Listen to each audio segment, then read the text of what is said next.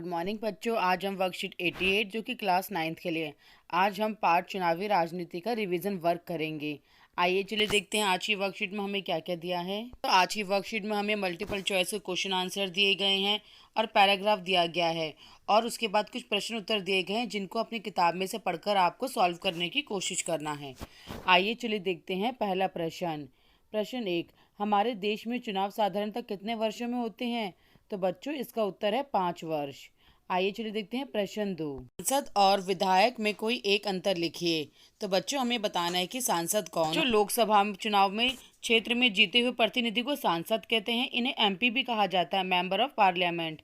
यह केंद्र यानी पूरे देश की संसद का सदस्य होता है जो राष्ट्रीय मुद्दों पर सरकार के समक्ष उनके विषय को रखते हैं और इस संसद में बैठकर देश में कानून को भी बना सकते हैं और उस कानून को पालन लागू भी किया जाता है।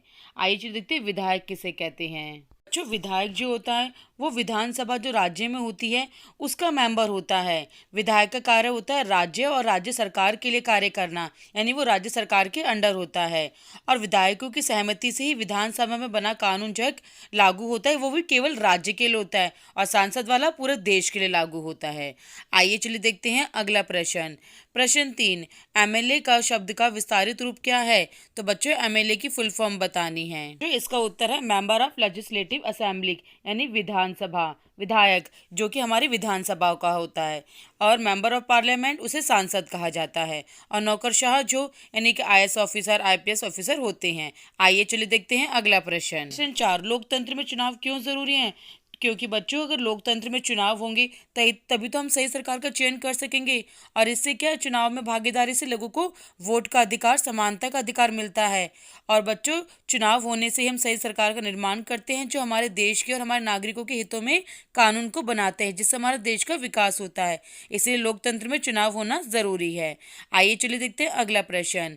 हरियाणा में न्याय युद्ध नामक आंदोलन किसके नेतृत्व में किया गया था? तो बच्चों इसका उत्तर है चौधरी देवीलाल जी। उनके द्वारा न्याय युद्ध नामक आंदोलन हरियाणा में शुरू किया गया था।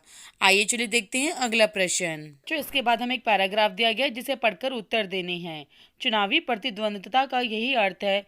नियमित चुनावी मुकाबले का लाभ राजनीतिक दलों और नेताओं को मिलता है। यानी बच्चों चुनावों में जो कंपटीशन होता है पॉलिटिकल पार्टीज के बीच वो यानी कि वो हमेशा होता रहता है। इससे चुनाव में जो मुकाबले का लाभ जो किसको मिलता है? नेताओं को भी मिलता है और पॉलिटिकल पार्टीज को मिलता है।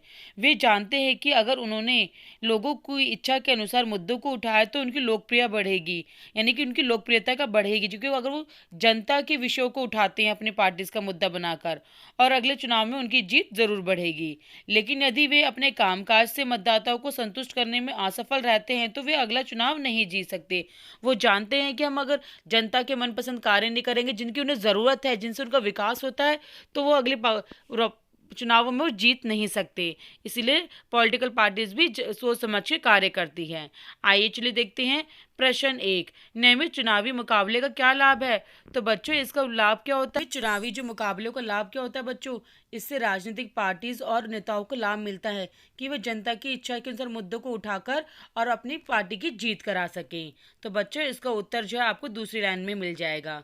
प्रश्न 2, यदि जनता राजनीतिक दलों के काम से संतुष्ट नहीं होती तो उसको चुनाव में क्या परिणाम पड़ सकता है बच्चों? प्रभाव पड़ सकता है।